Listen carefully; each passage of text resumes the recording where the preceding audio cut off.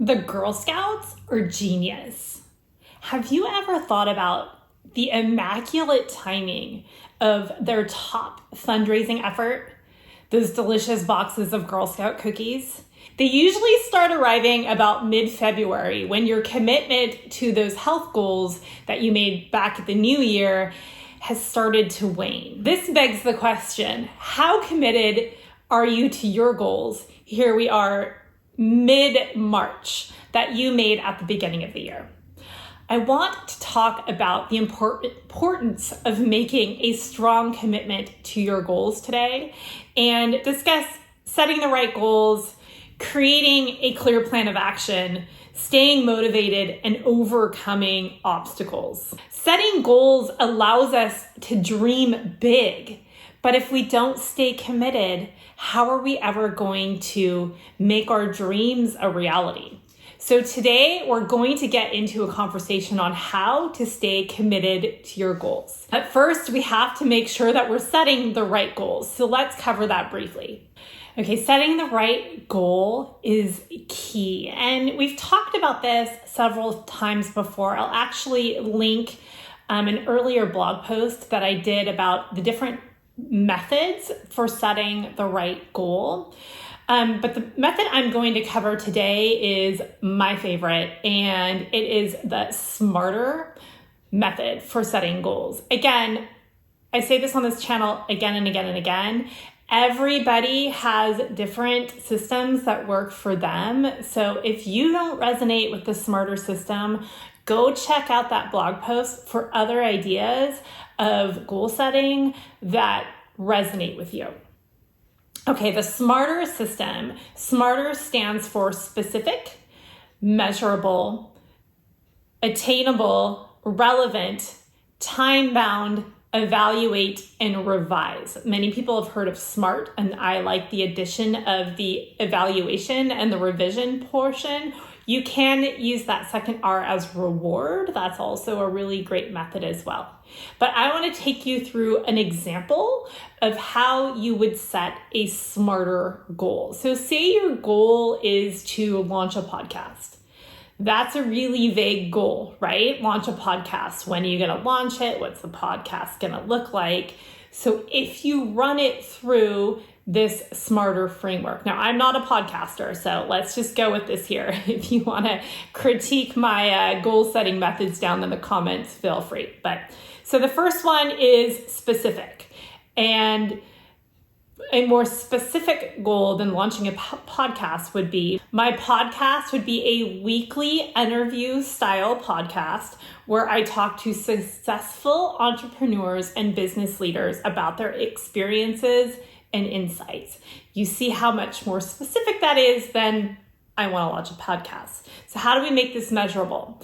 You obviously add some numbers in here. I will release at least 10 episodes in the first 3 months after launching with an average length of, 30 minutes per episode. And I aim to reach at least 500 downloads per episode. That sounds like a lot. I don't know, podcasters, is that a reasonable goal? And then the next is make it achievable. I will need to identify and invite suitable guests, record and edit the episodes, and publish them on a podcasting platform.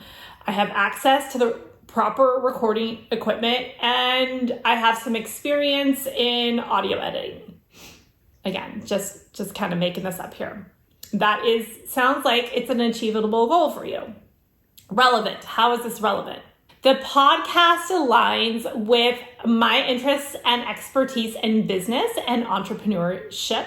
It allows me to build my personal brands and grow my network. And then time bound. I will launch my podcast on April 30th of 2023 and release the first episode on that day. I aim to release one episode for each week moving forward. And then evaluate it.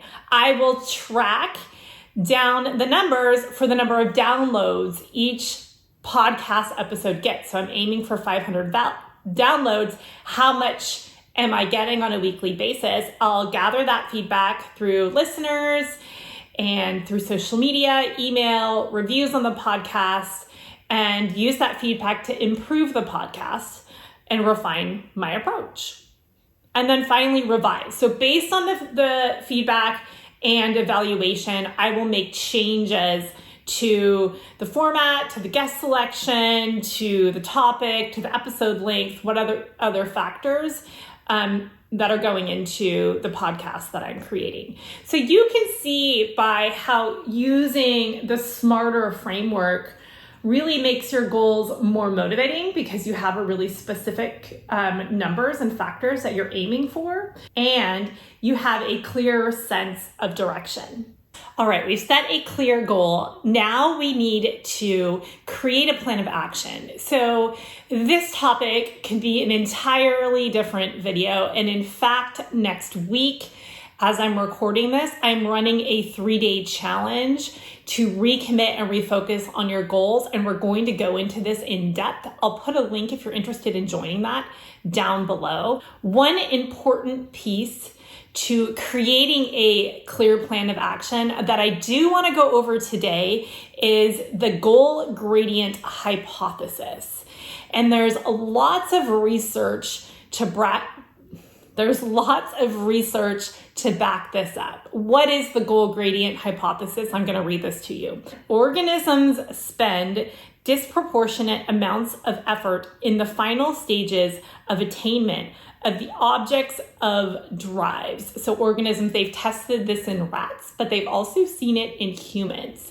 So as you get closer to your goal, your motivation, your commitment, your effort that you put into achieving that goal gets even stronger because you can see it, because it's right there. So if we take the time to break our large goal into smaller little action steps, we will increase our commitment and our work in the final stages of reaching just that next step after step after step. I have an example for you. Okay, the goal gradient hypothesis came from Clark Hull, a behavioral psychologist, and most of his work was done in animals.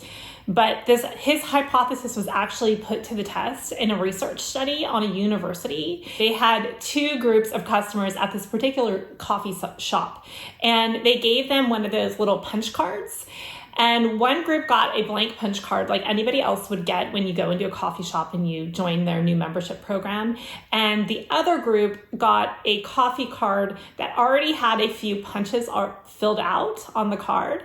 And what they found was that those that already had a partially completed card bought coffee more frequently to get to the free coffee at the end. So the closer they were to the goal, the more quickly they purchased coffee to get that final reward. So there is research to show that breaking your goals down and taking the time to break it down into smaller actionable steps, it will increase the rate at which you achieve your goal. Makes sense, right? Next, I want to talk about staying motivated, because this is a key component to staying committed to your goals. We talked a little bit already about celebrating your wins along the journey. This is important. Don't wait until you finally reach that goal at the end to celebrate the small successes along the way. All of us need a little pat on the back. And also take some time to visualize your goals. Many people, when you hear the words visualize your goals, your brain goes to a vision board. Vision boards are fantastic, but there's also some dangers associated with them. And what do I mean danger? How's a vision board dangerous, Jen? You're thinking? What I mean by this is there is research to show that if we spend time visualizing what it's like when we launch that successful podcast, we see ourselves, on the leaderboard of Apple Podcasts, we see ourselves developing all these amazing networks and connections. That actual process of looking at a vision board is enough of gratification that it'll actually rob us a bit of our motivation. The research behind this studied blood pressure and heart rate when people were visualizing what would it be like to live their goals, live their dreams, and they saw a drop in blood pressure and heart rate. So this just kind of gives them that dopamine fix, right, of actually achieving the goal without ever having achieved it. I'm not telling you to give up on your vision boards, and actually in that 3-day boot camp next week, I'm going to go into a lot of detail on how to make your goals more visual. But keep in mind, it's more than just the goal attainment. We have to spend some time thinking about obstacles along the way. And also, I encourage you, in order to keep your motivation strong and your discipline strong, to measure yourself. So how can you measure yourself on a daily or a weekly basis in order to stay committed to your goals? Here's some good questions to ask yourself on a regular basis. These questions I learned from Brendan Brouchard, so I want to give him his props here, and here they are. I worked on things that mattered today, and you can rate yourself on a scale of 1 to 10 on how well you do. 1 doing, not very much, and 10 being perfect. Like, how much time did you spend today working on that goal? Did you enjoy your efforts today? Because it's gonna be hard to stay committed if you're not doing something that you enjoy doing. Not all of our minutes can be spent doing fun stuff, right? But we have to get some enjoyment out of the work that we're putting out there into the world. How well did you do at avoiding distractions today? I have tons of videos on how to avoid distractions, so I'll link a couple down below here. And then how well did you do on setting your intention for the day? Whenever we show up to work hard on a goal that we set out for ourselves, let's go back to our podcast example. Like, why are you doing that? What is your intention behind creating that podcast? Do you want to provide a resource for someone else that is starting out on their entrepreneurial journey? I'll take a few moments to connect with that intention before doing your work, because you'll be so much more committed to the work that you have to do. The final point I want to make today about staying committed to goals is overcoming obstacles. This, again, is a huge topic, and I'm going to go more into it in that 3-day boot camp. But the one piece of advice I want to leave you with here is don't be afraid to ask for help. I think as women, so many of us are afraid to reach out to others because we feel like we need to do it all ourselves. And we are constantly taking care of everyone else, but we're afraid to ask for help for ourselves. And there's so many different ways that we can do this. You can ask a mentor, you can ask a friend, you can ask a loved one, you can hire a coach.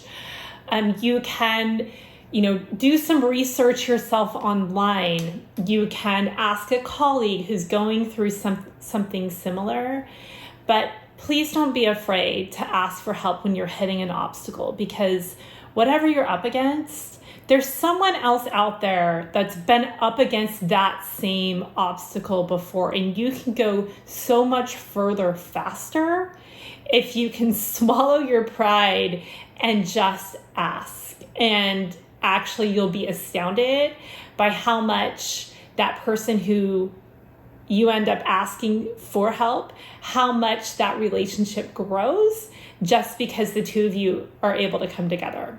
So I encourage you to stay committed to your goals because they're important. There's a reason you set them back in January.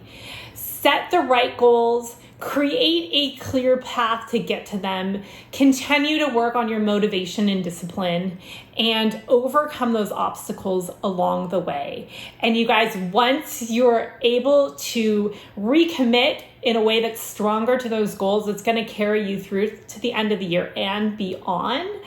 We are ready to work on consistency, and I have a full video on that, and I will see you over there. Make it a great day.